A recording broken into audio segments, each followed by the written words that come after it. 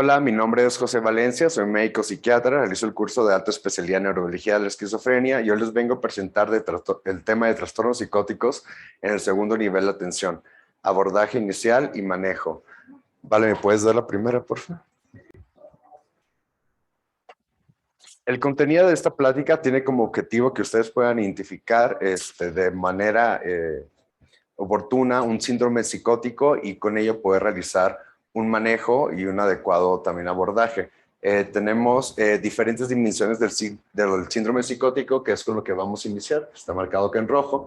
Posteriormente seguiremos con las clasificaciones de los trastornos psicóticos. Existen aquellos que son primarios y secundarios, más adelante especificaremos cada una de las características, y a partir de ahí vamos a empezar a hablar de trastornos psicóticos específicamente en urgencias, posteriormente pasando al internamiento, al tratamiento intrahospitalario y finalmente el manejo que se le puede dar en consulta externa. Vamos a continuar con las dimensiones del síndrome psicótico. Los libros de clasificación actuales, ¿no? Como son el DCM-5 y la CIE-11, contemplan diferentes dimensiones de síntomas psiquiátricos, entre los que encontramos las ideas delirantes, las alucinaciones, el pensamiento desorganizado, la conducta motora normal y los síntomas negativos. Estos van a tener ciertas características y vamos a ir platicando uno por uno para que se puedan dar una mejor idea acerca de qué me estoy refiriendo en este momento.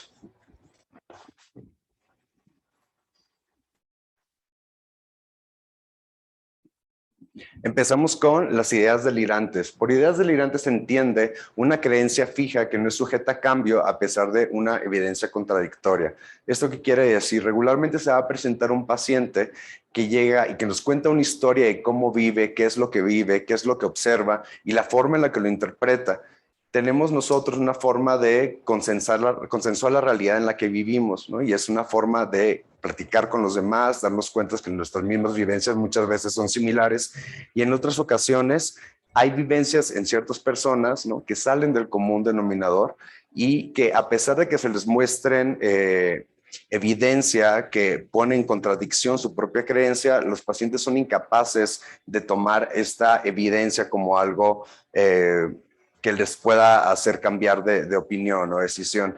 La palabra creencia fija ha evolucionado, ha estado cambiando en diferentes literaturas, lo pueden encontrar como ideas también, en otro lugar como percepción, pero finalmente ese es algo que no se puede cambiar, ¿no? Es algo que el paciente cree fijamente y que no puede cambiar. Y vamos a tener de diferente tipo. Las más comunes en los trastornos psicóticos que se van a encontrar son las ideas de daño y persecución. Las ideas de daño y persecución se caracterizan porque una persona regularmente piensa que todo el tiempo lo están vigilando y cada cosa que llega a observar a su alrededor es un estímulo más que él puede tomar para hacer más verdadera o hacerse para él mismo más verdadera su creencia. Regularmente piensan que hay alguien que los persigue, que les quiere hacer daño y empiezan a tener diferentes tipos de conductas alrededor de esto, ¿no? Como esconderse, como cubrir las paredes y las ventanas con ciertos tipos de papeles para no poder ser vistos, ¿no? Tapar cámaras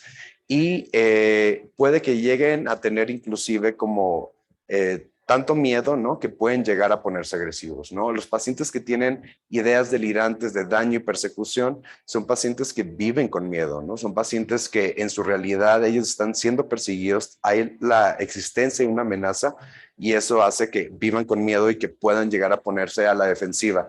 Tenemos las siguientes ideas delirantes, que son las de referencia. En estas principalmente los sujetos tienen la percepción o tienen la idea de que a través de la televisión, a través de mensajes de altos, por ejemplo, en la calle o ciertos señalamientos, alguien les está mandando algún tipo de mensaje, ¿no? Que es algún tipo de revelación hacia ellos en ese momento y lo creen de una forma muy fija. Tenemos las ideas delirantes extravagantes. Estas pueden ser un componente de los demás que hemos ya platicado y las otras que vamos a platicar también, cuando sale como de la posibilidad de la realidad en la que vivimos, ¿no? Puede decir una persona como yo viajo a través del tiempo, ¿no? Como que yo me conocí a mí mismo cuando era niño, o que habla de que tenga una nave espacial. que si bien es cierto que se puede viajar al espacio actualmente, es muy difícil que una persona cuente con una nave espacial para poder viajar. Tenemos otro tipo de ideas delirantes que son las somáticas. En las ideas delirantes somáticas es principalmente del cuerpo, ¿no? ¿Cómo sienten el cuerpo? El psicótico regularmente tiene una hiperreflectividad del cuerpo. ¿Esto qué quiere decir? Que cualquier sensación que tenga en su cuerpo, que regularmente son mudas para la mayoría de nosotros, en estos pacientes lo que sucede es que hay una hiperreflectividad y empiezan a sentir mucho, ¿no? Sienten mucho esa parte del cuerpo, lo cual les genera controversia y puede llegar a tener una idea equivocada acerca de ello. El paciente puede pensar continuamente que tiene dolor de rodillas o que sus rodillas se están desgastando porque llegan a sentir la fricción sin que haya necesariamente una enfermedad traumatológica o algo ortopédico de por medio. Otras somáticas también pueden llegar a ser en la existencia de que, por ejemplo, que el cuerpo, ¿no? Como deja de existir o que no es de ellos, ¿no? Alguna parte de su cuerpo. Otra puede ser las místico-religiosas, que esas son muy interesantes porque regularmente las personas llegan a creer que son Dios, las personas llegan a creer que en ellos habita el diablo y tienen una serie como de conductas alrededor de todo ello, que marca mucho la diferencia a otro tipo de ideación delirante. Tenemos la ideación delirante de tipo de grandiosidad. Esta de acá, la persona puede sentirse un salvador, la persona puede sentir que llega y que tiene una misión en el mundo tan grande y que esto puede generar errores de conducta después. Tenemos otro tipo que son las erotómanas. Regularmente esto es asociado a personas famosas o que las personas no conocen. Las personas llegan a decir que están esas personas enamorados de ellos, ¿no? Y empiezan a tener como una serie de conductas, pues digamos que anormales, ¿no? Para el resto de la sociedad, donde se pueden llegar a poner en peligro esas personas que están enamorados de ellos. Y se han descrito mucho más. La escuela francesa de fenomenología ha descrito muy ampliamente cada una de estas ideas delirantes y cada vez salen más tipos de estas también. Ahorita les comento por último las nihilistas, que es un estado como de percepción en que todo va a salir mal todo el tiempo y cuando se traduce y se combina con ideas somáticas y con relación al cuerpo, puede llegar a presentarse en que la persona sienta que se está echando a perder por dentro o que su cuerpo no funciona, ¿no? Entonces, las ideas delirantes justo son eso, ¿no? Son creencias fijas que la persona tiene y por más que pongamos evidencia nosotros para que sea rota como esta creencia, muchas veces no se logra esto, ¿no? La mayor parte de las veces no se logra poder cambiar esta idea fija que tiene la persona. La siguiente dimensión son las alucinaciones. Las alucinaciones se consideran experiencias perceptivas que ocurren sin un estímulo externo. ¿Qué quiere decir? Nosotros regularmente pues somos un sujeto, ¿no? Que tiene como una visión y acá está todo nuestro campo, ¿no? De visión. Hay objetos siempre, ¿no? Que vemos completamente y en las alucinaciones no existe un objeto exterior, ¿no? Esto no existe, entonces todo se está fabricando. Hay diferentes teorías de por qué se llegan a producir las alucinaciones, pero no hay un objeto fuera, ¿no? Que todos los demás veamos. Es algo que nada más ve la persona o que las escucha, o sea, como les comenté, las ve, las siente, las huele o también tiene como alteraciones gustativas, ¿no? Estas vivencias que tienen las personas con alucinaciones son vivencias muy vívidas y claras y tienen la misma fuerza y el impacto que cualquier otra percepción real. Pongo entre paréntesis real por el hecho de que tanto la ideación delirante como la alucinación son reales para el paciente, no son reales para la persona que tiene un trastorno psicótico. Entonces, tratar de llevar como la contraria y decir que lo que está viendo no es real muchas veces llega a ser como no muy productivo. Y lo más importante de todo, son involuntarias, ¿no? Muchas veces se creyó que las personas como se las podían quitar en cualquier momento y es muy importante recalcar que no, ¿no? De esta forma también disminuimos como el estigma, no está en control el individuo de tenerlas o no tenerlas.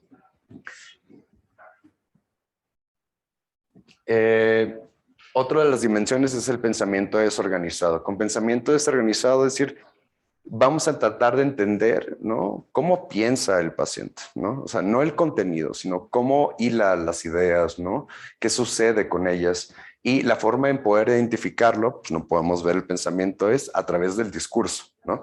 Entonces, a través del discurso de los pacientes vamos a empezar a conocer la forma en la que ellos están estructurando ciertos conocimientos, percepciones y pensamientos. Entonces, tenemos diferentes alteraciones que nos van a dar o que nos dicen que hay un pensamiento desorganizado. Y estas alteraciones son alteraciones, como les comenté, en el discurso.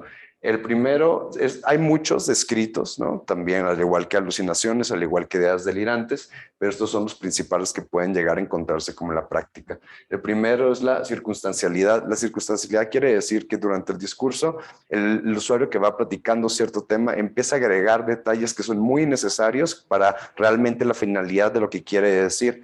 Entonces se va perdiendo, ¿no? Se va perdiendo en el tema. Tenemos las asociaciones laxas. Las asociaciones laxas son, por ejemplo, formas de ir asociando palabras para crear oraciones, pero que no tiene un sentido coherente. Esto quiere decir que va perdiendo lo que se quiere transmitir realmente, ¿no? Del pensamiento. Y estas asociaciones laxas pueden ser de tipo rima. Las personas empiezan a utilizar palabras donde empiezan a rimar nada más. También tenemos el descarrilamiento. Con descarrilamiento entendemos que son de repente que está hablando de un tema y se llega a ir, ¿no? Se va por otro lado y continúa otro tema, ¿no? Puede que llegue a regresar, pero continuamente la persona se está yendo de un tema a otro y no llega a la meta de lo que quiere decir. La fuga de ideas es justo como esto, ¿no? Como también un poco de descarrilamiento, pero a mayor severidad, ¿no? Entonces se va para todos lados. Los neologismos es, los pacientes con psicosis muchas veces empiezan a crear pues, palabras nuevas con significados propios para ellos y ellos piensan que muchas veces nosotros ya lo sabemos. Inclusive hay muchos muy elaborados, personas con neologismo muy elaborado, que llegan a crear todo un lenguaje, ¿no? A través de ellos con el cual no se comunican con nadie, ¿no? Pues simplemente personal y ellos le dan como pues, este valor y esta vivencia. Tenemos la perseverancia. Con perseverancia es que recurrentemente es el mismo tema, ¿no? Una y otra vez, como persiste, persiste, persiste. Y a pesar de que queremos hablar como de otros temas, siempre regresa lo mismo, siempre regresa preguntando lo mismo.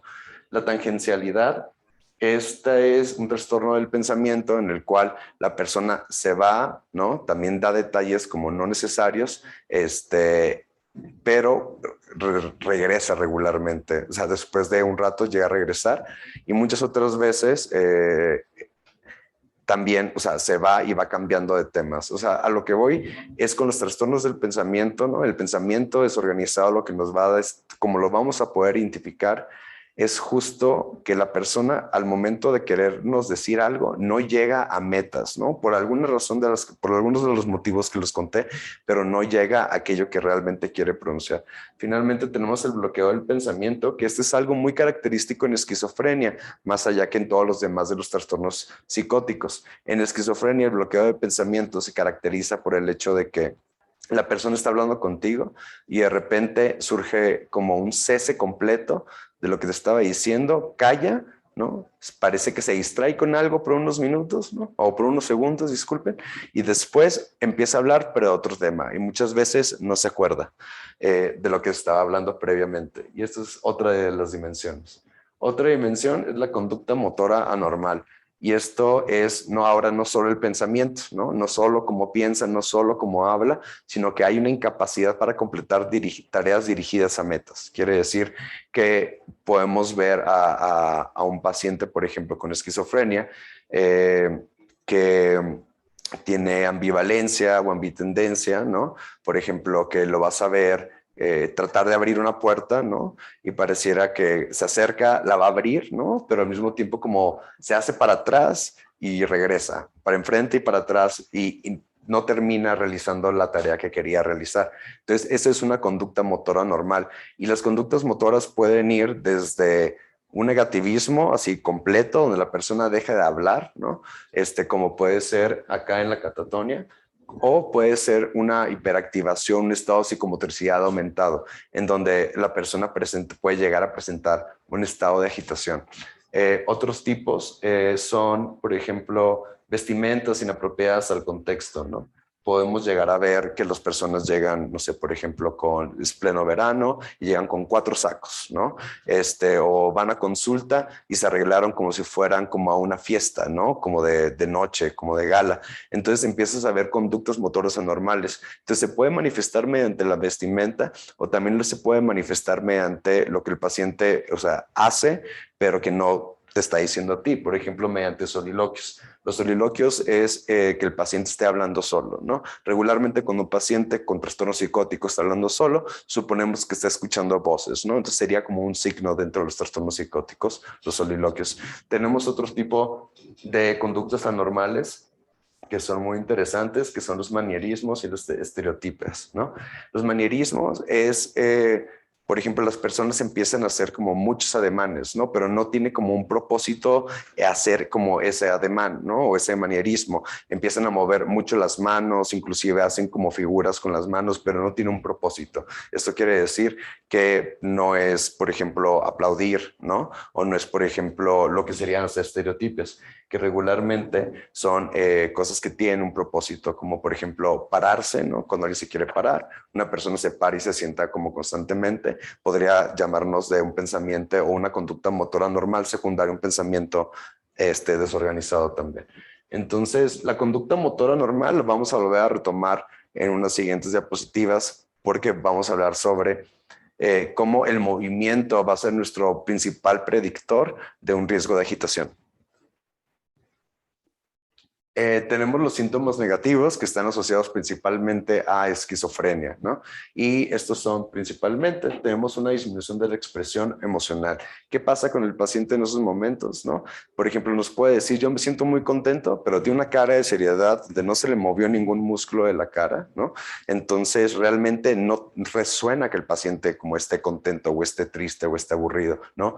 Son personas que su lenguaje como paraverbal, es decir, su lenguaje como físico, ¿no? Que involucra gestos, involucra movimientos corporales, se encuentra alterado. Entonces, las personas con esquizofrenia regularmente tienen algo, le llamamos un afecto como plano o un efecto como romo también, que son afectos donde no se transmite nada de emoción a la persona que tiene enfrente.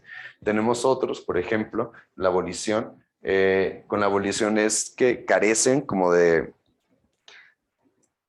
esta chispa que los va a poner en marcha, ¿no? Esta chispa que los va a poner en acción, en hacer algo. Regularmente son personas que pueden llegarse a quedar sentadas o acostadas como mucho tiempo, ¿no? Tenemos la logia, que es pobreza, como en el discurso, en el lenguaje. Regularmente las personas tienen como poco vocabulario, al momento de querer encontrar palabras para decir, no las encuentran, ¿no? En su mente y terminan muchas veces quedándose callados y sin decir nada. La anedonia es esta incapacidad para expresar también las emociones o para sentir algún tipo como de placer, ¿no?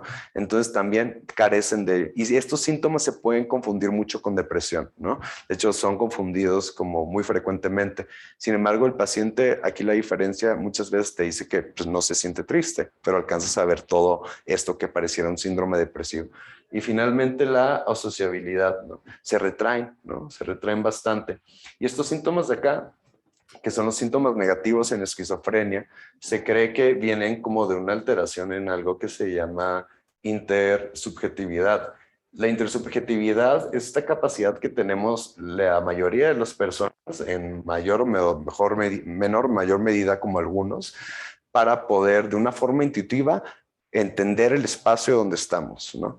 Regularmente cuando llegamos a un lugar donde está sucediendo algo, nosotros tenemos un objetivo en ese lugar, sin embargo, de alguna forma intuitiva nos adaptamos, ¿no? Y adaptamos nuestros movimientos y adaptamos la forma en la que lo vamos a hacer sin perder de vista nuestro objetivo. El paciente con esquizofrenia se sospecha que carece, que tiene una alteración en la intersubjetividad que da el conocimiento intuitivo. ¿Esto qué quiere decir? Que el paciente con esquizofrenia llega a un lugar donde hay muchas personas y la mayor parte del tiempo lo que sucede es que tiene que hacer uso de mecanismos cognitivos, es decir, estar pensando y intentar de entender mediante el pensamiento qué está sucediendo, a diferencia de nosotros, que muchas veces es automático y prereflexivo. Entonces, si se dan cuenta, esa misma incapacidad para entender como lo que está sucediendo podría reflejarse en su misma incapacidad para expresar como emociones. Y finalmente, que se aíslen, ¿no? Al no ser entendidos o sentirse no entendidos, ¿no? O al no entender el mundo también. Entonces, hay otros, creo que se trabó. Hay otro dominio que no está descrito por los sistemas de clasificación. Este dominio es el dominio cognitivo, ¿no? Que cada vez agarra como mayor fuerza. Sin embargo, todavía no se describe. Y para términos prácticos, nos vamos a quedar con los dominios previos, ¿no? La clasificación. Los trastornos psicóticos se clasifican muy ampliamente en dos, ¿no? Como en primarios y en secundarios. En primarios tenemos todo aquello que no tiene una correlación, digamos, o un factor como etiológico descrito precisamente y que muchas veces, pues, o sea, pertenecen al área nada más como de la psiquiatría, ¿no? Y que son estos de acá. Vamos a verlos más específico cada uno en unas diapositivas más, pero por el momento les digo que la diferencia, ¿no? Como con los primarios y con los secundarios, es que en los secundarios sabemos realmente de dónde vienen precisamente, ¿no? Por ejemplo, los secundarios pueden ser inducidos como por sustancias o pueden ser secundarios a enfermedad médica, ¿no? Y es importante saber de la existencia de qué enfermedades médicas pueden presentarse con síntomas psicóticos para poder realizar un adecuado abordaje y manejo del paciente que tenemos frente a nosotros. Entonces, en términos generales, nos quedamos con primarias, ¿no? Que son lo que le compete regularmente como a toda la psiquiatría, y la secundaria, que también nos compete a nosotros, no dejan de ser trastornos psicóticos como psiquiatras, sin embargo, tienen un origen médico de alguna forma o por uso de sustancias. Los trastornos psicóticos secundarios dentro de la gama de los que son inducidos por sustancias pueden aparecer en dos momentos principales. Pueden aparecer durante la intoxicación o pueden aparecer durante la abstinencia. Y no todas las sustancias psicoactivas que se conocen hoy en día se han vinculado a trastornos psicóticos. Los que se han vinculado principalmente a los estados de intoxicación y que es muy frecuente encontrarlos es estos de acá. Principalmente ahorita al alcohol, a los disolventes volátiles, a los sedantes hipnóticos y a los estimulantes, ¿no? Entonces, ¿qué sucede? La persona cuando llega a utilizar alguna sustancia de este tipo, ahorita en México es lo que más se llega a ver esto, presenta un estado o un síndrome, ¿no? Compuesto por las dimensiones que ya acabamos de describir, y en este síndrome como aparece justo cuando están en la intoxicación. Y tenemos otras sustancias, ¿no? Como son nada más el alcohol y los sedantes, los hipnóticos y los ansiolíticos, que durante la abstinencia también pueden producir síntomas psicóticos. Entonces es muy importante poder saber cuándo una persona consumió sustancias, cuándo las dejó de consumir también y qué posibilidad existe para que cuando las deja de consumir tenga un episodio psicótico o presente un trastorno psicótico secundario. Si se dan cuenta, todas estas sustancias, ¿no? Tienen diferentes mecanismos de acción. Por ejemplo, el alcohol es más GABA, los alucinógenos 5-HT2A, la fenilciclidina es NMDA, los disolventes volátiles pues son un mix de muchas cosas, pero GABA también. Este es GABA y esto de acá principalmente es dopaminérgica, ¿no? Entonces lo interesante de aquí es ver cómo sustancias con diferentes formas de actuar terminan inclusive produciendo síntomas psicóticos, ¿no? Entonces, por ahí podemos como inferir también pues, que los síntomas psicóticos no solo son a través de una vía o a través de un solo proceso, ¿no? Es muy distintas las formas en las que se pueden llegar a producir. Y de las que entran en abstinencia y que son emergencias, urgencias médicas también, son la abstinencia al alcohol con síntomas psicóticos, ¿no? Y la abstinencia a cualquiera que sea GABA, que le pega GABA, como es el alcohol, los sedantes, los hipnóticos y los ansiolíticos. Cualquier suspensión abrupta de alguna sustancia psicoactiva que utilice GABA como mecanismo de acción, después de un tiempo de estarlo consumiendo, puede llegar a producir síntomas psicóticos durante la abstinencia. Entonces es importante reconocerlo. Tenemos ahora los trastornos psicóticos secundarios a enfermedad médica y bueno, la gama es súper amplia. Ahorita les voy a nombrar como los principales de algunos de estos grupos. Tenemos desde las partes infecciosas que estemos acá, donde actualmente se ve mucho aquí en México, empieza a haber muchas encefalitis virales, ¿no? De trastornos endocrinos, son como no tan frecuentes que produzcan síntomas psicóticos, regularmente se alcanzan a detectar mucho antes de que los produzcan, y principalmente dan síntomas de ansiedad, pero también producen trastornos psicóticos. Las autoinmunes, la esclerosis múltiple, se ha descrito que tiene muchas veces una presentación inicial con síntomas psicóticos, con un episodio psicótico, y ya que se hacen los estudios de imagen correspondientes, se alcanza a ver que no era un trastorno psicótico primario, sino secundario. Tenemos los neurocognitivos, los trastornos neurocognitivos que son muy frecuentes, ¿no? Principalmente, pues la mayoría de las demencias la tienen, como las demencias vasculares, la de Alzheimer, la de Lewy, la frontotemporal. Tenemos la de Huntington y la de Parkinson, que en diferentes momentos empiezan con síntomas psicóticos, pero es muy frecuente también. Esta entidad, el delirium, es una entidad bastante importante que se tiene que saber identificar eficazmente en una evaluación de urgencias. ¿Por qué? Porque también aparece con síntomas psicóticos la mayor parte de las veces. Vamos a hablar de sus diferencias más adelante, pero llega a confundirse bastante, ¿no? Entonces, y lo importante también del delirium es que tiene una mortalidad muy elevada, entonces hay que tratarlo adecuadamente y a buen tiempo. Tenemos, por ejemplo, otros tipos de lesiones, o sea, las lesiones cerebrales, desde un trauma craneoencefálico, un accidente vascular cerebral, te puede llegar a condicionar síntomas psicóticos, pero lo más común de todo esto es la epilepsia. La epilepsia es la enfermedad médica que más se parece cuando desarrolla psicosis a los síntomas de esquizofrenia, ¿no? De hecho, es la que más presenta síntomas similares de todos los que les acabo de mencionar. Y tenemos otros tipos de enfermedades médicas asociadas también, como es el cáncer, principalmente síndromes paraneoplásicos y el teratoma ovárico, ¿no? El teratoma ovárico, por el medio por el cual crea síntomas psicóticos, es a través de una encefalitis autoinmune, ¿no? Principalmente NMDA. Entonces, de alguna forma, también contribuyen los teratomas a la generación de estos síntomas psicóticos. Y tenemos otro tipo de enfermedades como las encefalopatías, tanto la urémica, la hepática y la de Wernicke, que es por deficiencia de vitamina B, ¿no? Principalmente pacientes con trastorno por uso de alcohol.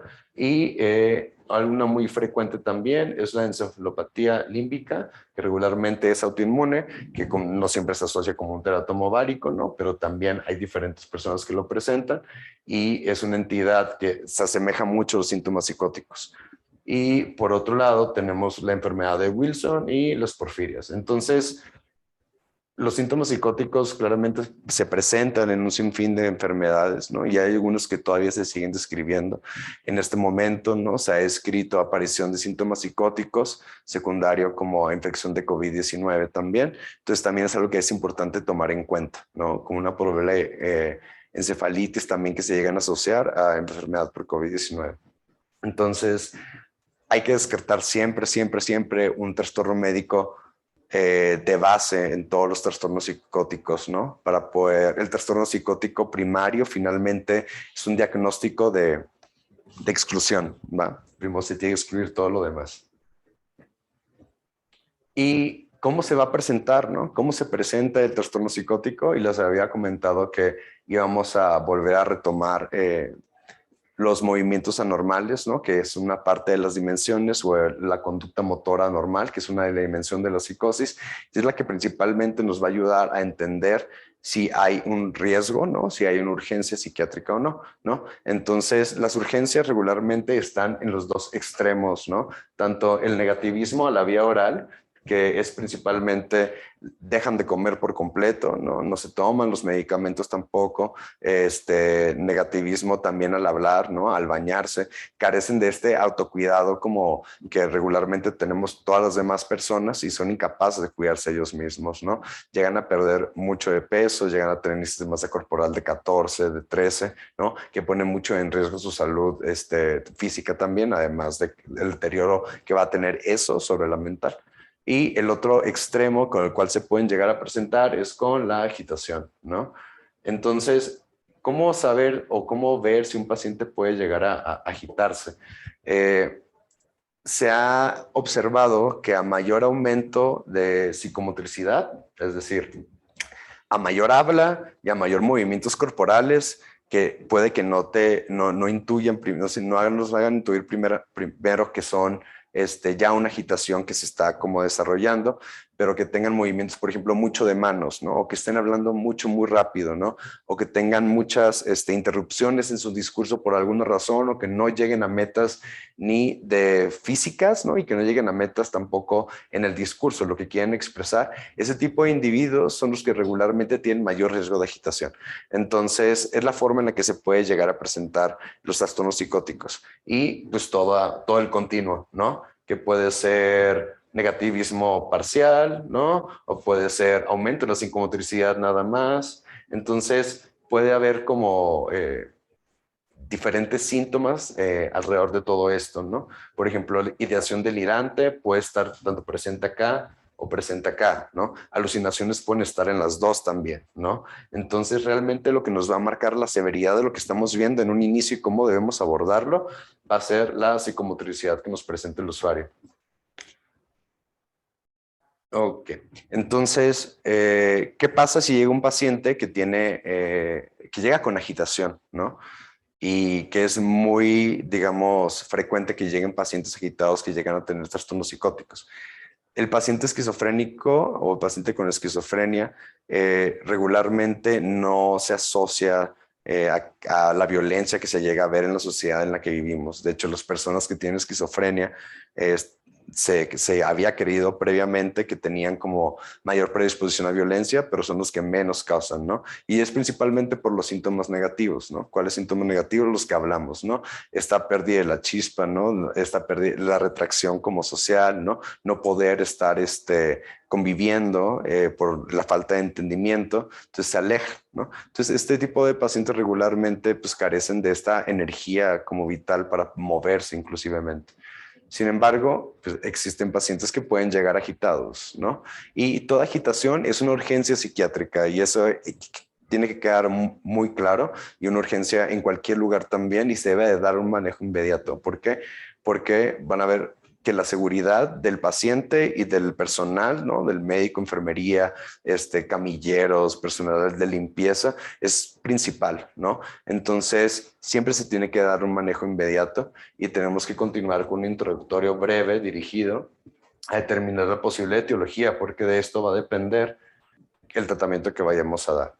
¿Qué medidas vamos a platicar ahorita? Van a tener una clase de agitación, entonces ahí les van a dar cómo se hace como la contención verbal, y hoy les voy a hablar un poquito de contención física y el tratamiento farmacológico que tiene que ver con las clasificaciones primarias y secundarias de los trastornos psicóticos.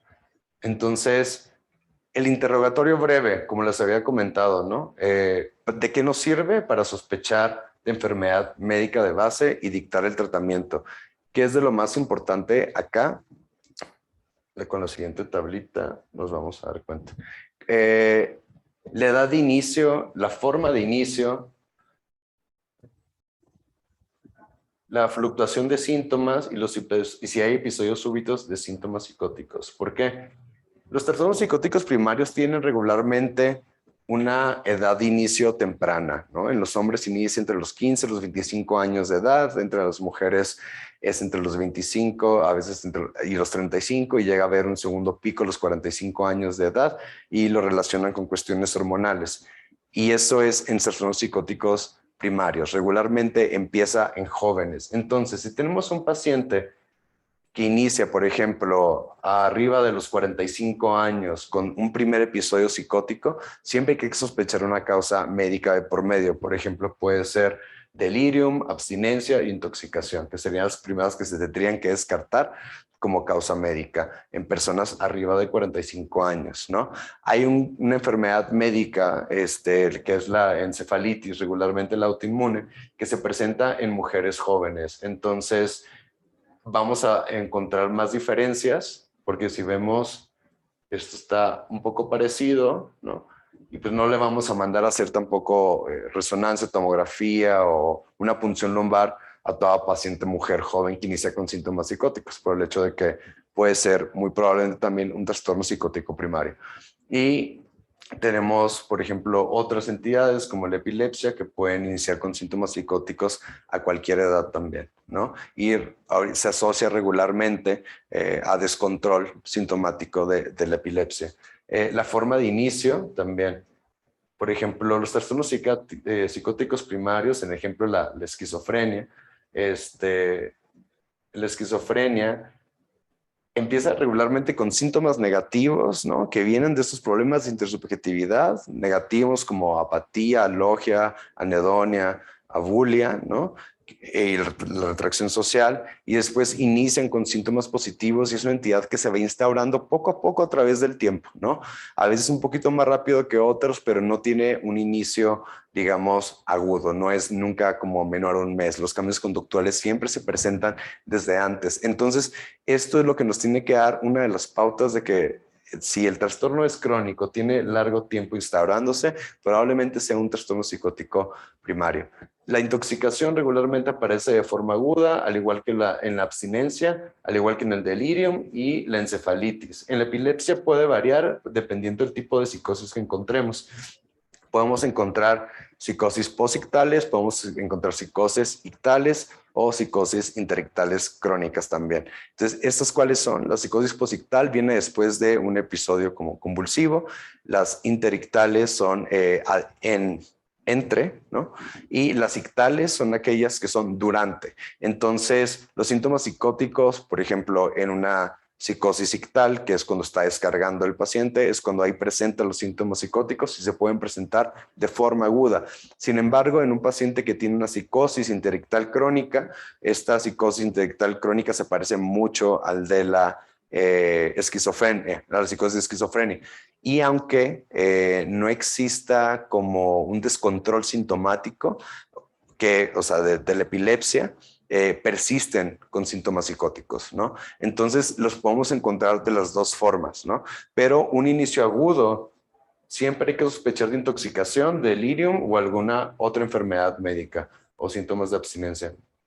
La fluctuación de los síntomas es algo muy importante que tenemos que reconocer, principalmente en el delirio, ¿no? Con esto de fluctuación de síntomas, ¿qué pasa? De repente el paciente puede agitarse, estar con síntomas psicóticos, de repente puede estar más tranquilo, ¿no? Y puede acordarse de ciertas cosas, pareciera que ya regresó como a la normalidad y luego otra vez, ¿no? Como, y van y vienen los síntomas, como, y ese como baile que tienen como no deja, ¿no? Persiste, persiste, persiste, persiste y es algo muy característico del delirium.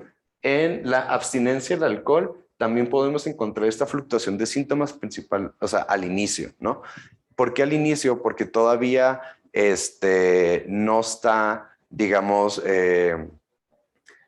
completamente apagada la actividad GABAérgica, ¿no? Al inicio de la abstinencia. Entonces, digamos que cuando ya cede esa actividad por completo, es cuando empezamos a encontrar ya persistencia de los síntomas, ¿no? Fluctúan al inicio en la abstinencia y está presente desde el inicio del delirium, ausente, ¿no? Como en la encefalitis, ausente en trastorno psicótico primario y en intoxicación.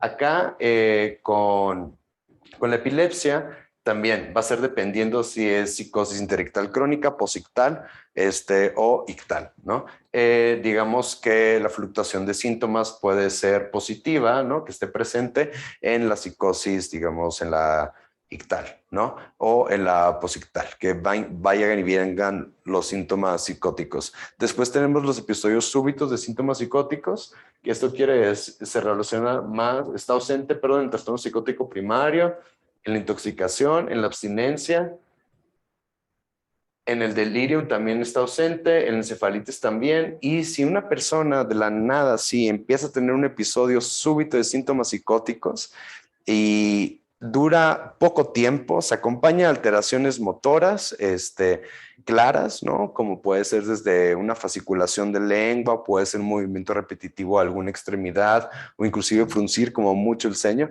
podría tratarse de una epilepsia, ¿no? Sobre todo si dura poco tiempo, el episodio de síntomas psicóticos es de inicio abrupto y posterior a él está el estado posictal, que es un estado como de mucho cansancio en los pacientes. Entonces, podemos llegar a ver la fluctuación de los síntomas. ¿Y por qué es importante todo esto? Por el tratamiento que les vamos a dar.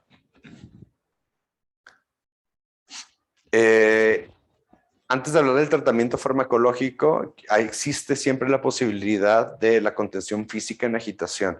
Y esto tiene indicaciones muy claras, muy precisas y tiene un protocolo que se guía por la norma oficial mexicana 025, ¿no? Que hay que estar bien actualizados con ella, informados, para saber cómo, pues, hacerla adecuadamente y que no haya un peligro inclusive como es el paciente. ¿Cuándo se indica la sugestión? Cuando hay un riesgo inminente de peligro hacia el paciente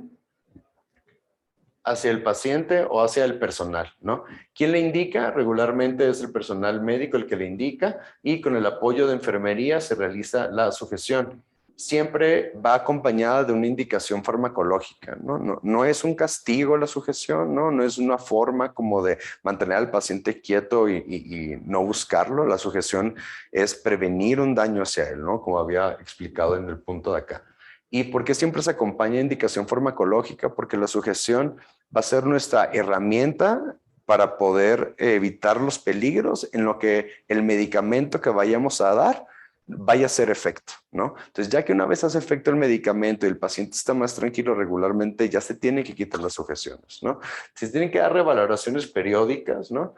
No se deja al paciente sujeto sin verlo. Regularmente enfermería hace más valoraciones más cercanas que los médicos y una de las cosas que se valoran es desde la postura, ¿no? Obviamente signos vitales también, y algo muy importante es que la sujeción no esté como muy apretada, que todavía tenga espacio de entrar. Porque si tenemos un paciente que está muy agitado y está sujeto, ¿no? Se puede llegar a lastimar como la musculatura y a partir de ahí elevar, pues, productos de desecho de esa degradación del músculo, como la CK-MB y tener daño renal. Entonces la sujeción también tiene sus peligros, ¿no? Hay que saberlo utilizar adecuadamente y se da por un máximo de 2 horas, ¿va? Y siguiente, ahora vamos a hablar de los trastornos psicóticos en urgencias y su tratamiento en la agitación, ¿no? Regularmente damos antipsicóticos y benzodiazepinas, ¿no? En agitación que tenemos disponible ahorita aquí en México está el haloperidol, está la olanzapina, antipsicóticos. Estos dos medicamentos son muy buenos para controlar agitación en caso de que se requiera aplicar de forma intramuscular y sea antipsicótico. Tenemos también las preparaciones para dar en vía oral en tabletas, desde que lo que es el haloperidol, la olanza y la risperidona. El lorazepam también lo tenemos en vía oral, pero hablando de un paciente que llegue en sujeción, regularmente no aceptan medicamento tomado este tipo de pacientes y lo que tenemos que proceder es aplicar un medicamento intramuscular. Ahora, pues, ¿cuál elijo de todos esos? Pues por eso hacemos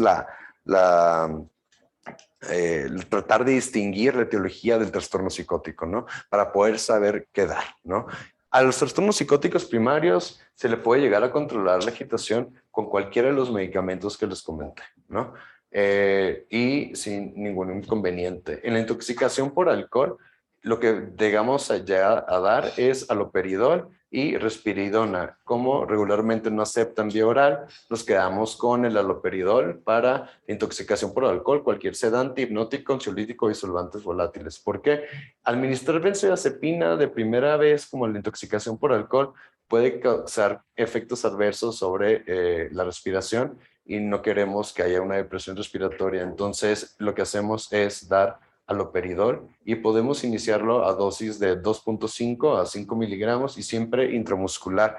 Si se toma la decisión en algún lugar de administrar el haloperidol que se encuentra de forma off-label, pero administrarlo de vía intravenosa necesitamos siempre una monitorización cardíaca constante porque puede llegar a prolongar el QT y esto generarlos una bradicardia y efectos adversos sobre el corazón. Para abstinencia de alcohol, que esta la identificamos principalmente porque la persona deja de tomar por completo y abruptamente tras 2 semanas, 3 semanas de haber estado tomando diario. Cada persona va a tener como una tolerabilidad distinta, entonces no hay un tiempo específico, pero los síntomas pueden aparecer hasta 3 días después de haber dejado de tomar. ¿Y qué es lo que damos para la abstinencia de alcohol? El tratamiento principal es el lorazepam, ¿no? Porque necesitamos seguir activando GABA. ¿Cuánto? Iniciamos con dosis de 4 miligramos para la abstinencia de alcohol. Iniciamos con 4 miligramos y si a los 15 minutos no baja la agitación por abstinencia de alcohol, podemos dar otros 4 miligramos. Si a los 10, 15 minutos no baja, iniciamos 6 miligramos. Si a los 10, 15 minutos no baja, iniciamos otros 6 miligramos y empezamos con horario, después con la dosis última que nos funcionó. Si nos funcionó con 4, lo empezamos a dar cada 4 a 6 horas. Si funcionó con 6, cada 4 a 6 horas. Ahorita la mejor forma en la que se está buscando prescribir es por cuestión sintomática. Si el paciente inicia poquito con cierto tipo de síntomas y lo podemos ir valorando con una escala que se llama SIGWA. Esta escala lo que nos va a ayudar va a ir determinando como la gravedad de la abstinencia al alcohol o a cualquier como GABA, ¿no? Cualquier como sustancia que le pegue a GABA. Ir valorando eso para poder saber más o menos en qué momento administrarle, pero se tienen que hacer frecuentemente, ¿va? Tenemos la intoxicación por estimulantes o alucinógenos. Estos pacientes hay que darles benzodiazepinas porque regularmente ya genera como mucho problema cardíaco como los estimulantes, ¿no? Entonces no queremos mayor riesgo con algún antipsicótico. Estimulantes como cuáles, la cocaína, la metanfetamina y las anfetaminas. Y reconociendo que ahorita está empezando a ser un problema de salud público el uso de metanfetamina, inclusive como en México, y cada vez más es frecuente encontrarse cada vez más a personas con intoxicación que llegan a hospitales generales y son síntomas psicóticos muy floridos. En la mayoría de las personas llegan a quitarse los síntomas en un lapso de 3 días, pero es muy frecuente también que lleguen a persistir un poco más. Entonces, benzodiazepinas y a los alucinógenos, los que son mediados por 5-HT2A, como la psilocibina, el LSD, el DMT, ¿no? Hay que dar benzodiazepinas también y tratar de apoyar integrando la experiencia que estén viviendo, ¿no? Regularmente es más beneficioso que traten de integrar la experiencia que están viviendo difícil a quitárselos por completo. Entonces, utilizamos lorazepam también. Y en delirium está contraindicado los benzodiazepinas, no las damos, ¿ok? Porque aumentan la mortalidad en los pacientes con delirio. Entonces, lo que regularmente damos, podemos dar cualquier antipsicótico, ¿no? No hay uno mejor que otro, inclusive para el delirio y trastornos psicóticos, pero regularmente lo que utilizamos, porque tiene más estudios, es el haloperidol. De la olanzapina también se ha mencionado, pero si nos ponemos a pensar, ahorita vamos a ver los efectos secundarios de la olanzapina, pero si tenemos una persona ya frágil, ¿no? De la tercera edad, con un delirium, entonces queremos algo que no le vaya a bajar tanto la presión, queremos algo que a la larga no le vaya a generar problemas cardíacos. Entonces, regularmente lo que utilizamos es el haloperidol o risperidona a dosis, un poquito, a dosis, le hablamos como de dopaminérgicas, arriba de 4 a 6 miligramos, ¿no? Al día. Y en las enfermedades médicas como la epilepsia o la encefalitis, pues regularmente utilizamos haloperidol porque son agitaciones con síntomas psicóticos de difícil control y utilizamos lorazepam también, ¿no? Principalmente para la epilepsia o podemos usar combinaciones. ¿Cada cuánto puedo dar el haloperidol? El haloperidol lo puedo dar cada 15 minutos, 20 minutos, ¿no? Dosis máximas, algunos literaturas dicen 20, 30 miligramos al día. La olanzapina le tengo que esperar 40 minutos después de dar los primeros 10 miligramos para dar la segunda y después 2 horas para dar la tercera dosis si es que llega a ser necesario. De la risperidona, que es la vía oral, regularmente nos tenemos que esperar un poco más de tiempo, obviamente no va a actuar tan rápido por el hecho de que va a ser vía oral, y del lorazepam, pues podemos utilizar dosis muy altas, ¿no? Entonces es un buen medicamento para controlar agitación y hay que tomarlo en cuenta. Aparte no tiene metabolismo hepático y si el paciente ya tiene como algún problema médico de fondo, también lo podremos utilizar para eso. Tenemos ahora el abordaje sin agitación. Como les había comentado, pues teníamos los flechitos, no sé si se acuerdan, ¿no? Como que venía así y aquí estaba como el negativismo y aquí estaba la agitación. Entonces, todo lo que está así, acá, se va a empezar a manejar como con este abordaje, ¿no? La agitación es la que se manejaba previamente. Entonces, ¿qué es lo primero que hacemos cuando se nos presenta un paciente con síntomas psicóticos, sin agitación? Siempre, siempre, siempre es evaluar la seguridad del paciente y del personal. Sí, esta es nuestra prioridad y no se nos debe de olvidar. Es lo primero que tenemos que realizar, ¿no? ¿Te quieres lastimar? Le podemos preguntar al paciente, ¿no? Como que tienes ganas de golpear, también le podemos preguntar. Oye, ¿sientes que te vas a poner muy desesperado y que podrías hacer algo, ¿no? Entonces evaluamos, ¿no? Otras formas de evaluar también es por medio de la exploración de los síntomas psicóticos, ¿no? Que ahorita vamos a ver un poco más adelante. Entonces, evaluemos la psicomotricidad también, ¿no? Si tenemos un paciente con un trastorno psicótico que digamos no tiene un estado de agitación, pero lo vemos o la vemos con un estado, digamos, de aumento de movimiento corporal o aumento como del habla, va a ser buena idea iniciar como la contención verbal y ofrecer medicación vía oral. ¿Cuáles? Los mismas herramientas que teníamos del otro lado, ¿no? Regularmente los pacientes llegan a aceptarla, ¿no? Y cómo hacer que un paciente que tiene psicosis se quiera tomar un antipsicótico si no reconoce que tiene una enfermedad mental o que tiene esquizofrenia. La forma en que podríamos intentarlo es siendo empáticos, ¿no? La alianza terapéutica y la empatía con el paciente psicótico es la cosa que nos va a mejorar su apego al tratamiento y también el pronóstico a largo plazo y el resultado del tratamiento. ¿Con qué hay que empatizar con ellos? Hay que empatizar con su sufrimiento, hay que empatizar con su miedo, ¿no? Tenemos un paciente que llega, que dice que lo están siguiendo, que lo están persiguiendo, nos cuenta su historia y regularmente tratamos, o la gente trata como de convencerlo de que no está sucediendo, y esto lo que realiza es que muchas veces el paciente llega a meter a la persona, al entrevistador, a la validación delirante por el hecho de proteger su propia creencia. Entonces, ¿qué tenemos que hacer? Empatizar con su sufrimiento, empatizar con su miedo, ¿no? Como, oye, si a mí me estuvieran siguiendo, ¿no? O alguien me quisiera hacer daño, como yo tendría mucho miedo y me sentiría muy angustiado.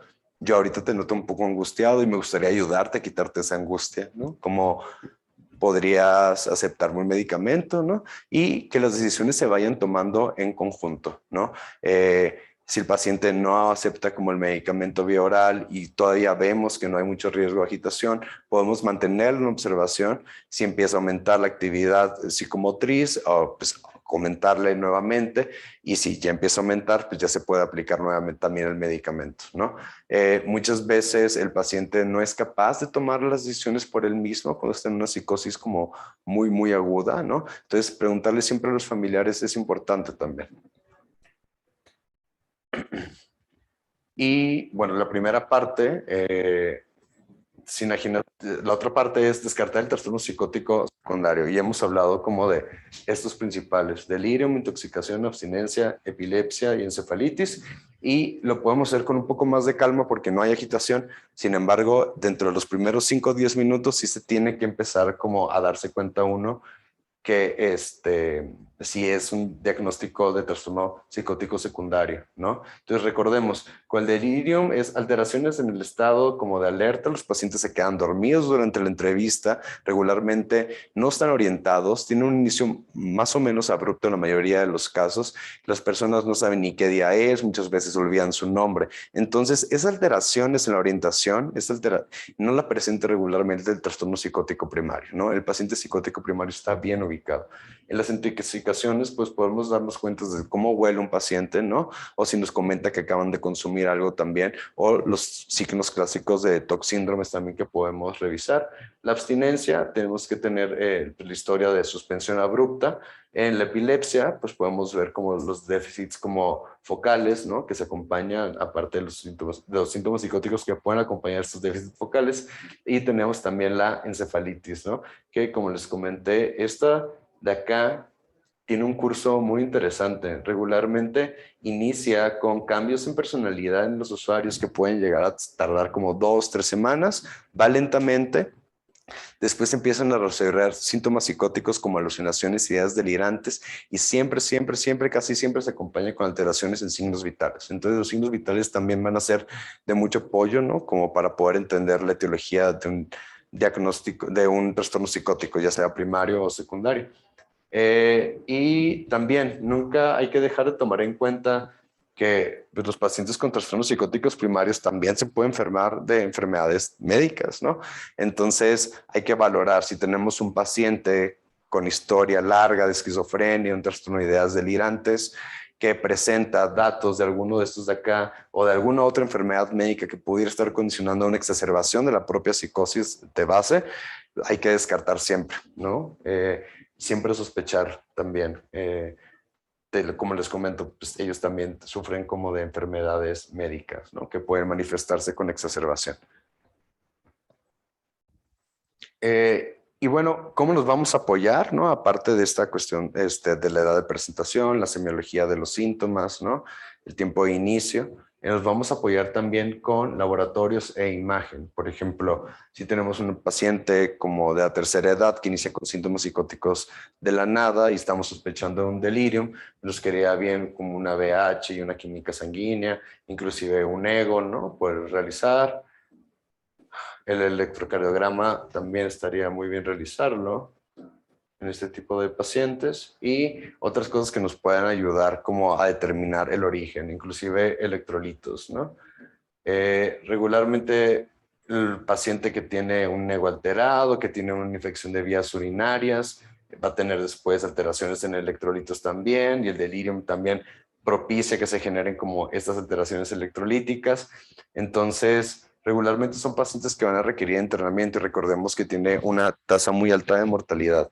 En pacientes, por ejemplo, que estemos sospechando de encefalitis, regularmente podremos realizar un electroencefalograma y se recomienda un ataque de cráneo y si hay disponibilidad, pues qué mejor, una resonancia magnética. Sin embargo, los cambios que llegan a presentarse no son, no siempre se presentan, ¿no? O sea, no siempre hay cambios, ¿no? No hay cambios clásicos ni en el electro, ni en el TAC, ni específicos como una encefalitis, ¿no? Lo que más es los anticuerpos anti-NMDA, que pues lleva un proceso un poco más largo, regularmente no está al alcance en los hospitales. Entonces lo que tenemos que quedarnos muy claro es que muchas veces el diagnóstico de encefalitis, a pesar de que se tiene que confirmar con laboratorios, termina siendo muy sospechado por las características clínicas, ¿no? Después de que presentan síntomas psicóticos y cambios de personalidad, empiezan con alteraciones del movimiento, pueden empezar a ver tics, temblores, ¿no? Pueden empezar a ver movimientos de lengua involuntarios también. Y importante también el análisis de sustancias psicoactivas en orina si se está sospechando de una intoxicación o de una abstinencia, ¿no? Principalmente de estimulantes. Esto nos puede ayudar para estimulantes. Y hay que hacer pruebas también, infecciones, para determinar si hay alguna infección, por ejemplo, por el virus del VIH. Y el ultrasonido pélvico es muy importante en toda mujer que presenta trastorno psicótico que se sospecha de encefalitis para descartar la presencia de un teratoma ovárico. Entonces, no siempre pedimos laboratorios e imagen en todos los trastornos psicóticos, ¿no? Son específicos dependiendo de la sospecha clínica que estemos teniendo en ese momento y a no todos los trastornos psicóticos primarios se les van a pedir también tomografía o resonancia magnética. Regularmente los pedimos cuando llega a haber resistencia a tratamiento o se está sospechando de alguna comorbilidad asociada. Y bueno, vamos a hablar un poco, sin agitación tenemos más chance de explorar las alucinaciones y todos los dominios de los síndromes psicóticos. En las alucinaciones es bien importante pues, determinar ¿qué le dicen, no? ¿Por qué? Porque las alucinaciones se pueden pelear contigo, te pueden ordenar cosas, ¿no? O te pueden decir groserías también, ¿no? O también puede ser como gente describe de repente como sus ángeles, ¿no? Que no les dicen nada. Hay gente que las describe, por ejemplo, como si fuera Dios, hay gente que las describe como si fuera el diablo. Entonces hay que describir el contenido de la alucinación, regularmente son auditivas, y las alucinaciones auditivas, son muy típicas de esquizofrenia, ¿va? Hay alucinaciones que son, por ejemplo, las táctiles, que son más vinculadas a síndromes, sí, a síndromes, hay otros, por ejemplo, que son las táctiles, que están asociadas a alteraciones o por abstinencia al alcohol. Y no son patognomónicas, pero sí llegan a vincularse un poco más. También en abstinencia de alcohol o en la intoxicación con síntomas psicóticos por alcohol, podemos llegar a encontrar visuales también que son muy frecuentes. Los visuales también son muy frecuentes en epilepsia, ¿no? Llegan a ver bastantes cosas. Entonces, hay que determinar de qué tipo es y cuál es el contenido, ¿no? Una alucinación que le dice a un paciente que tenga acciones acerca de algo, como que se mate, es una urgencia psiquiátrica y muchas veces amerita un tratamiento hospitalario. ¿Okay? Entonces, para que se tome en consideración. Sobriedades delirantes que es importante valorar. ¿Qué tan fijas están? Sí, pero de una forma un poco indirecta, ¿no? Preguntarle, no sé, si alguien tiene la idea de que lo están siguiendo, ¿no? Por ejemplo, preguntarle, ¿y tú qué harías si te encontraras con una persona, por ejemplo, frente a frente con la que estás teniendo este problema, ¿no? O tú, ¿cómo vives esto? Oye, ¿y te da miedo? Entonces, seguir empatizando con la emoción y tratar de encontrarla. Muchas veces no es muy clara la ideación delirante principal, así tal cual, y no la podemos identificar, pero con el paso de los días se llega a encontrar. ¿Qué te va a decir a ti que hay una ideación delirante sin poder determinarla precisamente? Muchas veces es que el paciente está suspicaz, ¿no? O sea, no te quiere hablar, se asoma por todos lados, ¿no? Y si le preguntamos a las familiares qué conductas tiene, pues no sale de casa, tapa las ventanas, ¿no? Arranca los cables del teléfono, y este tipo de conductas nos pueden indicar que hay una ideación delirante. Con pensamiento desorganizado, pues son todas alteraciones del discurso que les había comentado.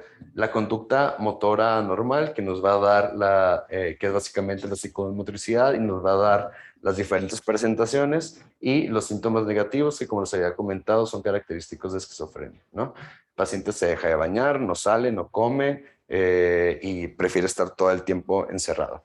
Entonces, ya después de que descartamos como la cuestión si es primaria o secundaria, descartamos secundaria, nos vamos hacia lo primario, tenemos más chance de estudiar estos dominios. ¿Y qué es lo que valoramos finalmente en este abordaje sin agitación? Pues siempre el interrogatorio es mixto, ¿no? Es con familiar y con usuario, ¿no? Si hay necesidad de sacar un poco como al familiar o al usuario un ratito para que no haya mayor como controversia entre ellos, se puede llegar a realizar también, pero hay que preguntar a los cuidadores qué ha pasado con la conducta de este paciente como previamente, qué fue lo que lo trajo para acá y qué cosas de riesgo percibe, ¿no? Y esto nos va a dar si el paciente es candidato o no a un ingreso hospitalario, ¿no? Regularmente los criterios de internamiento psiquiátrico es el negativismo completo a alimentos, los errores de juicio y conducta, la agresividad física, disruptividad y el intento suicida reciente o la ideación suicida. ¿Qué quiere decir negativos completo a alimentos? Pues que no coman nada, ¿no? O que tengan una ingesta muy poca, ¿no? Y esto nos habla principalmente de pérdida del autocuidado. Pérdida.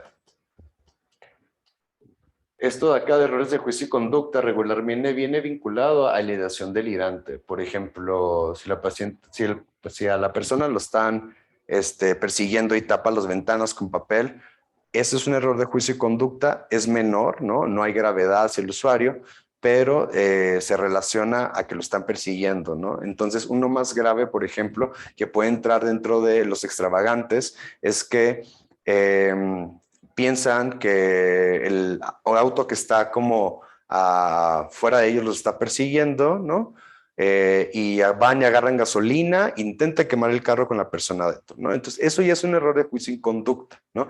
Que no viene de la agresividad o porque sea agresivo el paciente con psicosis, simplemente porque vive una realidad de la cual él se está tratando de defender, ¿no? La agresividad física, que esta es muy como común también, pues si te quieren pegar o te quieren lastimar, ¿no? Pues muchas personas reaccionan de esta forma, ¿no? Agrediendo al otro para sentirse como protegidos ellos mismos. Entonces, las conductas que vamos viendo regularmente son relacionadas justo a eso, ¿no? Como a lo que viven, a esta creencia fija que no se mueve, ¿no? Tenemos la irruptividad, que es romper cosas, ¿no? Bienes materiales, ya sea propios o de otros, y el intento suicida reciente y la ideación suicida. Los pacientes que tienen adecuada como cognición, que se dan cuenta que tienen esquizofrenia, corren un muy alto riesgo de presentar un intento suicida. También aquellos que están con trastornos psicóticos, o sea, síntomas psicóticos como alucinaciones, ideación delirante más tristeza, de repente hay inclusive culpas que se vuelven delirantes y pueden llevar a la gente a cometer un intento suicidario. El tratamiento al ingreso del hospital regularmente pues, es farmacológico, la forma en la que se maneja es con antipsicótico y podemos dar una benzodiazepina también, ¿ok? ¿Qué buscamos con el antipsicótico? Justo esto, ¿no? ¿Por qué a largo plazo? Porque empieza a actuar a las 2 a 4 semanas de haberse iniciado, ¿no? ¿En qué va a incidir el antipsicótico? Llega a quitar por completo alucinaciones, organiza el pensamiento, el discurso se vuelve más fluido y llega a incidir en conductas y emociones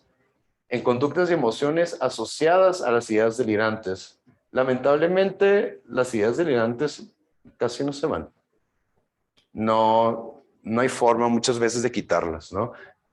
Y a pesar de que podríamos pensar que eso es lo que crea el peor pronóstico en nuestros pacientes, lo que le crea el peor son los síntomas negativos, ¿no? Esta incapacidad de socializar, esta incapacidad de adaptarse a lo que están viviendo es lo que crea como el peor pronóstico. Y tenemos finalmente las benzodiazepinas que los podríamos dar también. ¿En quiénes las damos? En ríos de control conductual. ¿Por qué? Porque si nos damos cuenta, los antipsicóticos empiezan a las 2, 4 semanas, entonces necesitamos algo para que el paciente que está viviendo con mucha angustia de su misma ideación delirante, que pueda estar tranquilo, ¿no? Hospitalizado.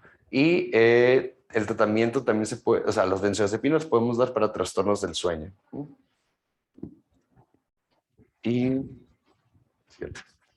elección de antipsicótico, ¿cómo lo vamos a elegir? Pues bueno, ninguno ha mostrado mayor efectividad que otro, más que uno que lo vamos para esquizofrenia resistente al tratamiento, y los vamos a elegir por medio de la historia y riesgo de efectos adversos, historia adecuada respuesta terapéutica, resistencia a tratamiento, y siempre hay que tomar un electrocardiograma previo antes de iniciar el tratamiento. Regularmente hay que tomarlo en urgencias para que ya lleguen a piso con él. ¿Y por qué? Ahorita vamos a hablar de los efectos adversos más comunes en los antipsicóticos y cómo los vamos a escoger. Y seguimos con la respuesta terapéutica posteriormente. Entonces, tenemos dos grupos de antipsicóticos, ¿no? Típicos y atípicos. Típicos son los más viejos, ¿no? Y son a través de regulación dopaminérgica, principalmente de dos. Y tenemos los otros, que son los de acá abajo, que son los que se utilizan más frecuentemente, que son a través de 5-HT, la regulación. Tienen un poco de afinidad de 2 también algunos, ¿no? No son completamente, pero básicamente es eso. Entonces tenemos que los D2 son los típicos y tenemos los HT2 que son los atípicos. Entonces, ¿con qué efectos adversos están relacionados? El haloperidol, que es un fármaco típico dopaminérgico, todos los típicos se relacionan con esto. Síntomas extrapiramidales y discinesia tardía. Los síntomas extrapiramidales pueden ser desde 1, el parkinsonismo, puede ser 2, la caticia, y puede dar otros trastornos más adelante como la discinesia tardía, ¿no? Y todos son trastornos del movimiento. En el parkinsonismo hay rueda dentada y rigidez de articulaciones, los pacientes caminan sin mover sus brazos, ¿no? Empiezan a babear mucho también y lo tratamos con anticolinérgicos. En la caticia, el paciente tiene una sensación que no es capaz de quedarse quieto y tiene una desesperación constante. Propanolol, lorazepam es lo que utilizamos para ese efecto adverso. Y la disinencia tardía son movimientos que pueden ir desde espasmos laríngeos hasta como movimientos, les llaman como de como conejo, ¿no? Que mueven como mucho la nariz, ¿no? O que mueven mucho una parte del cuerpo, inclusive toda una extremidad, y que son involuntarios por completo y pueden llegar a ser inclusive muy violentos y disminuyen mucho la calidad de vida de los pacientes con esquizofrenia que fueron tratados con este. ¿Por qué? Porque a pesar de que lo quitemos, el antipsicótico típico, cuando ya tienen la disinencia tardía, lo más probable es que empeoren, ni siquiera mejoran después de quitarlo, ¿no? Hay tratamientos actualmente que se están estudiando, que tiene que ver con transportadores de vesículas de monoaminas, y hay otros que se han utilizado inclusive como la aplicación de Botox para disminuir movimientos. Ahorita el clonazepam es lo que más se llega a utilizar. Y tenemos los otros medicamentos, los atípicos, que son estos de acá, que regularmente son los que se utilizan más alrededor del mundo, ¿no? Si se dan cuenta, la mayoría presentan ganancia de peso y predisponen a que el paciente desarrolle diabetes mellitus, menos el aripiprazol, ¿okay? Y también predisponen a hipercolesterolemia, ¿no? Entonces, a mayor actividad de regulación en serotonina, mayor riesgo cardiometabólico, y a mayor actividad dopaminérgica, mayor riesgo sobre síntomas motóricos, extrapiramidales, acaticia o disinesia tardía. ¿A cuánto lo inicio, no? Lo vamos a iniciar a las diferentes dosis de acá, pero antes de pasar a eso, tengo un paciente con psicosis, trastorno psicótico primario, que tiene obesidad grado 1, que ha tenido un infarto. ¿Qué le voy a dar? ¿No? Pues probablemente le puedas dar como el aripiprazol, ¿no? O le puedes intentar con el aldol también. Pero, por ejemplo, si le das olanzapina o le das clozapina a este paciente, pues es muy esperado que vaya a tener más problemas cardiovasculares y de peso. Tenemos, no sé, otro paciente, por ejemplo, que es una persona que, digamos, tiene resistencia a tratamiento, y aquí es donde damos el tratamiento. Por ejemplo, el que damos para resistencia es clozapina, a pesar de que tenga como todos estos efectos adversos sobre la ganancia de peso, diabetes mellitus y la hipercolesterolemia. Lo terminamos dando porque el beneficio del fármaco va a ser mayor a los riesgos que puede llegar a producir. Entonces, es importante siempre la elección que sea personalizada hacia cada uno de nuestros pacientes, ¿no? Ninguno es mejor que otro, entonces busquemos el mejor perfil para él o ella. Y la benzodiazepina, tomar en cuenta que hay de vida media larga, vida media y vida media corta, ¿no? Y luego tenemos la ultra corta, que no utilizamos en psiquiatría. El clonazepam es de los que más se utilizan en la práctica en trastornos psicóticos, porque tiene una vida media larga que facilita quitarlo, ¿no? Por completo, porque también sabemos que tiene sus contraindicaciones, que causa deterioro, ¿no? También como cognitivo si lo dejamos a mucho tiempo. A veces el tratamiento a largo plazo en pacientes psicóticos crónicos muy complicados llega a ser necesario. Entonces, ¿cuánto? Regularmente dejamos 2 miligramos al día dividido en 3 tomas. Este de acá lo dividimos en 3 tomas también. Y este de acá puede ser necesario por la vida media, que lo tengamos que dividir en 4 tomas, ¿no? Porque regularmente dura entre 4 a 6 horas el efecto. Y lo bueno de este es que se ha demostrado que para agitación podemos llegar a utilizar dosis muy grandes, hasta de 16 o más miligramos al día. Hay artículos que para abstinencia hablan de hasta 80 a 100 miligramos. Entonces ya tenemos identificado si es primario, si es secundario, le vamos a iniciar tratamiento, pero ¿cómo vamos a ver si mejoró?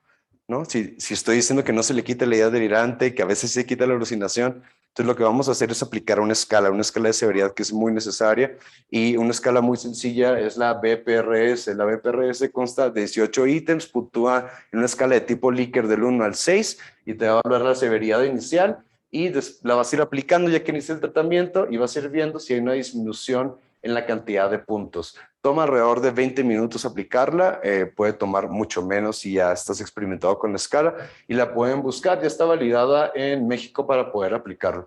¿Y cómo se puntúa? Sumatoria, ¿no? Nada más de toda la puntuación por cada uno de los ítems. Entonces, si nuestro paciente ya presentó un 50% en reducción de síntomas, podemos decir que ya tuvo una respuesta, ¿no? Una respuesta al tratamiento.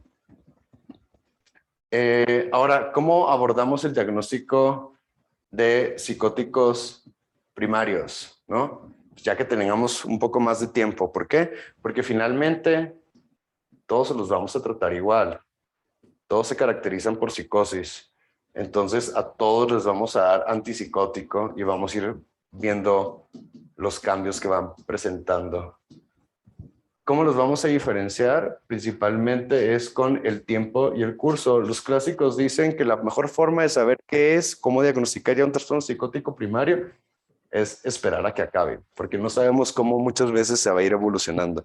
Entonces, ya que algo acaba, ya podemos determinar qué fue, ¿no? Regularmente, pues no acaba la esquizofrenia, ni el esquizoafectivo, tampoco acaba el de ideas delirantes y la personalidad puede llegar a mejorar un poco, pero el trastorno esquizotípico de la personalidad muy frecuentemente evoluciona a una esquizofrenia. Entonces, ¿qué tiene de diferencia? Esto de acá, que es el trastorno esquizotípico de la personalidad, son personas con mucho pensamiento mágico, lectura de manos, lectura de cartas, ¿no? Que tienen síntomas psicóticos muy atenuados, muy, digamos, muy leves y que regularmente no les genera una disfunción completa en los diferentes dominios como del funcionamiento.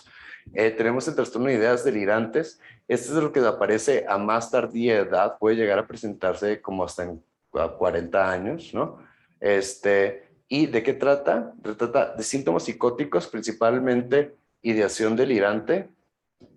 Frecuentemente no hay alucinaciones y si las llega a ver, son muy simples y de acuerdo a la ideación delirante y solo se afecta un área de la vida, ya sea como la relación interpersonal o laboral, pero todas las demás áreas de la vida continúan bien. Tenemos el psicótico breve, síntomas de esquizofrenia, cualquiera de las 5 dimensiones exacerbadas, entre un día y 28 días. El esquizofreniforme es entre 30 días acá arriba también, entre 30 días el esquizofreniforme y 6 meses. Si ya tenemos más de 6 meses con síntomas psicóticos persistentes, es esquizofrenia. El trastorno esquizoafectivo son los síntomas iguales que los de la esquizofrenia, pero se le agregan episodios afectivos. Tanto puede ser depresión o puede ser manía. Y estas los van a ver en su clase de trastornos afectivos. Pero por un tiempo considerable se le agrega al psicótico de base estos componentes. Y finalmente tenemos el no especificado, que no hemos juntado la información suficiente, que no ha pasado el tiempo suficiente para determinarlo, pero sospechamos, ¿no? Y podemos utilizarlo sin ningún problema y posteriormente como hacer una evaluación más profunda y siempre recordar que es el tiempo y el curso, no el síntoma psicótico el que nos va a indicar esto, ¿no? No la presencia o la ausencia de él. Algo muy importante también es si encuentran psicosis nuevas en pacientes hospitalizados que les acaben de iniciar alguno de estos tratamientos. Ya hay otros descritos también, pero estos son los más frecuentes. Más frecuente con el antiepiléptico levetiracetam. Se inician a dosis altas, regularmente hay personas que llegan a ser muy sensibles y presentan síntomas psicóticos asociados a ellos. Entonces hay que tener cuidado con las titulaciones. ¿Qué hacemos, no? Ya que el paciente está hospitalizado o urgencias, le diagnosticamos esquizofrenia o cualquier otro psicótico primario y pues regularmente se aumenta dosis hasta encontrar la respuesta que buscamos, ¿no? Entonces, el aumento de dosis va a ser dependiente de la respuesta de tratamiento que podemos medir con la escala BPRS y regularmente se sugieren aumento de dosis semanales o quincenales, dar tiempo. Acá les puse las dosis máximas. Aloperidol 30 miligramos día, regularmente se va subiendo de 5 miligramos. Hay que tener mucho cuidado porque tardan en saturarse los receptores dopaminérgicos y de repente un día ya está nuestro paciente con todos los síntomas adversos, ¿no? Aripiprazol 30 miligramos, clozapina de 300 a 450 miligramos. Esta déjenla para solo resistencia a tratamiento, que es falla a 2 antipsicóticos por tiempo y dosis recomendada regularmente. Esa es la cloza. La clozapina, por el hecho de que se deja solo para resistencia, a pesar de ser muy buena, es por su principal efecto adverso, que es agranulocitosis. Entonces, se tiene que ir monitorizando y realizando BH semanales, mínimo, algunos dicen 6 meses, otros 1 año, para checar neutrófilos. Es poco el porcentaje, pero sí es frecuente, o sea, pero sí pasa. Entonces hay que estarlo revisando. La olanzapina 30 miligramos, la quetiapina 700. La quetiapina existe la liberación como inmediata y existe la liberación de prolongada. La prolongada la pueden iniciar en 300 miligramos sin problema. Solo hay que estar monitorizando signos vitales siempre. Y la inmediación inmediata se puede aumentar de 50, se puede aumentar de 25. Se puede aumentar de 25 a 50. Ay. Disculpen, está muy tecnológico esto. A ver. Pero era la anterior. Ajá. De 25 a 50 miligramos día, ¿no? La liberación inmediata. La risperidona hasta 8 miligramos es un fármaco muy interesante. A dosis bajas tiene actividad sobre 5-HT y a dosis altas es más dopaminérgico. Entonces, a dosis bajas esperen más efectos metabólicos adversos y a dosis altas más efectos parkinsónicos o del movimiento. ¿Cómo se pretende, al parecer, como manejarlo dentro de la servicios de hospital general? Son internamientos cerrados de estancia breve, esta de acá, y que va a tener máximo 7 días de duración, es lo que se planea, en lo que se espera que se resuelva en ese momento psicosis secundarias al uso de sustancias o por enfermedades médicas. Si llega a necesitarse como tiempo más prolongado hospitalización, puede llegar a referirse a un hospital digamos, de psiquiatría para que continúe el manejo, igual si hay resistencia a ese tratamiento. Y cuando egresamos al paciente regularmente, si tenemos más disponibilidad de esos 7 días, es cuando ceden los criterios de ingreso. Como les comenté, ya que tenemos una regulación de la conducta, regulación en la forma en la que se unen las ideas y se piensa, y regulación en la forma en el afecto, ya la podemos dar de alta, ¿no? No es necesario tratar de quitar una ideación delirante por completo, porque muchas veces eso no va a suceder. Y sería todo por mi parte el día de hoy. Gracias.